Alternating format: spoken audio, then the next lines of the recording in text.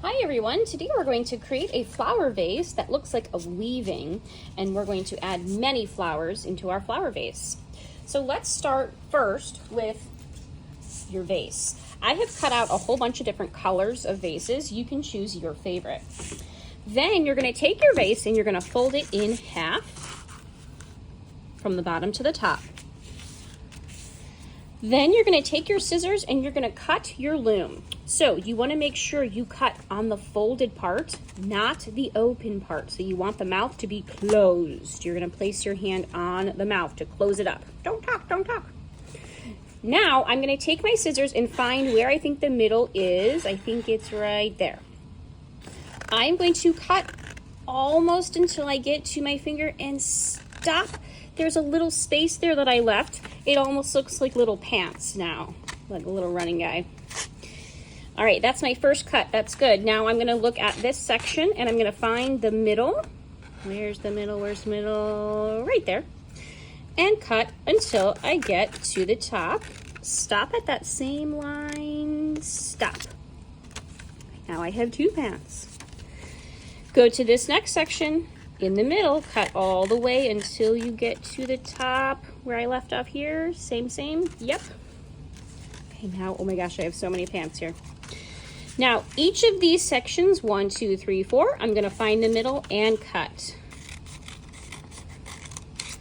Find the middle and cut. Find the middle and cut. Find the middle and cut, stop. Open up my vase and my loom is done. Look at that, that looks great. This is a great loom now to weave in and out of. Now I'm gonna decide what color pattern I want. I'm gonna grab some paper strips. I think I'm gonna do a AB pattern, pink, blue, pink, blue, pink, blue. So I'm gonna find about 9 pieces of pink blues.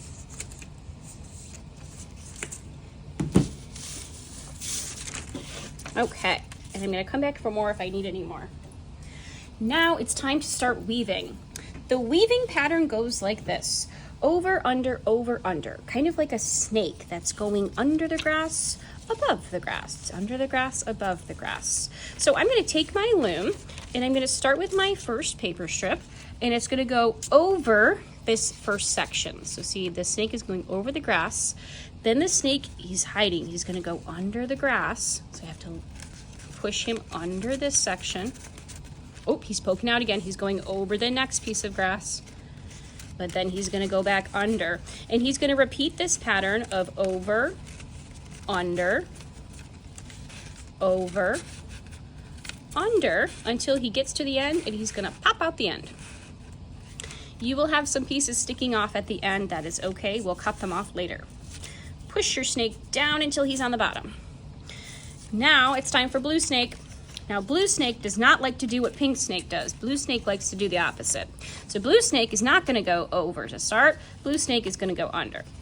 Under, then over. Under, then over. Under, then over. Under, then over. And blue snake is gonna meet pink snake right there, and it's gonna go push, push, push to the bottom. So they're nice and even. All right, pink snake likes to go over, so they're gonna go over now. So see how blue snake is under? Pink snake has to do opposite. Over, under, over, under, over, under, over, under. Okay, pink snake, go down to the bottom. All right, I'm gonna keep doing this until I get all the way to the top.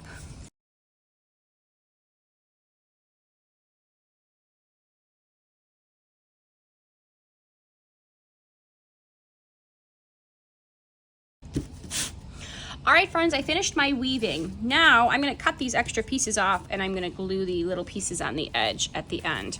So I'm gonna take my glue on my paintbrush and I'm just gonna glue a little bit of glue on each of the ends here and stick, just so that they really are stuck in there and they're not gonna come out.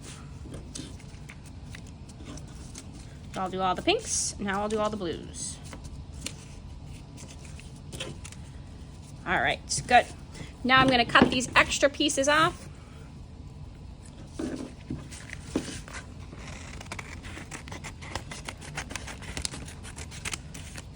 And throw away my scraps.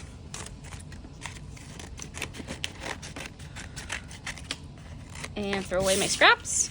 And my weaving is done. Look how beautiful this is. It looks like a basket. Now it's time to get my background paper. I'm going to glue my vase to the bottom of my background paper. Not the middle, not the top, but the bottom. And I'm going to take my glue cup, get a little bit of glue on my brush. And I'm just going to put some dots around the outside. I don't need a lot. And I don't need any in the middle, just on the outside. Just a dot, not a lot. Just a dot, not a lot. And place my vase at the bottom and press, press, press, nice and flat. Okay, now it's time to fill this vase with some beautiful flowers. You will find at your table some flower drawing worksheets that show you different steps of how to draw different types of flowers. So you're going to draw with a Sharpie marker, black. Take a look at the flowers and see if you can draw. You can choose any of the flowers, but I want you to choose 6 different flowers. So not the same flowers 6 times, but 6 different ones. So I think I'll start with 6 stems. 1, 2, 3, 4, 5, 6. Leave some space for the tops. Then I'll start to draw different types of flowers.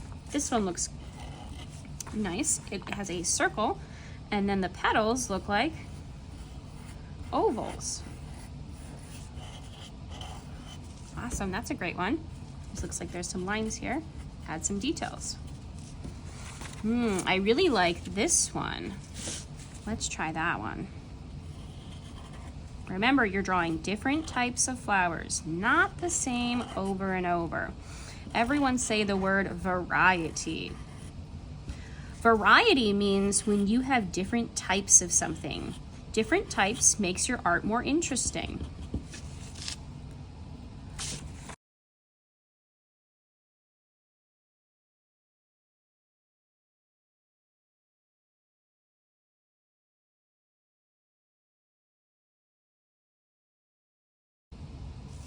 Great, I finished drawing my flowers. I actually added a 7th flower because I wanted to go above my goal. Now it's time to paint our flowers. Oh, I almost forgot.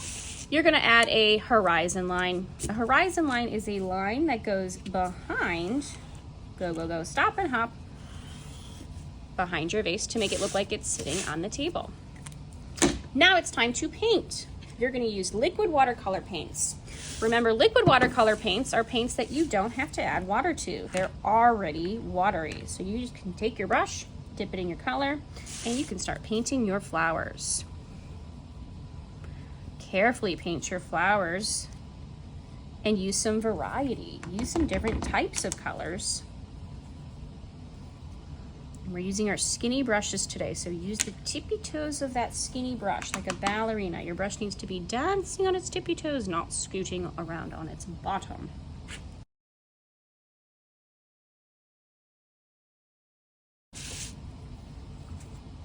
Okay, boys and girls, I finished painting my flowers and I even painted the stems green.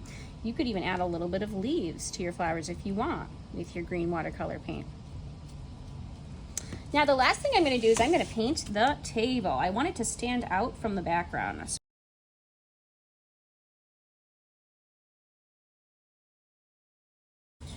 All right, friends, when you finish your art, you are going to put your name on the top corner like this.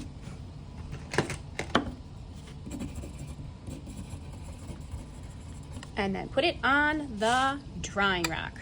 Great job, friends. I can't wait to see your art.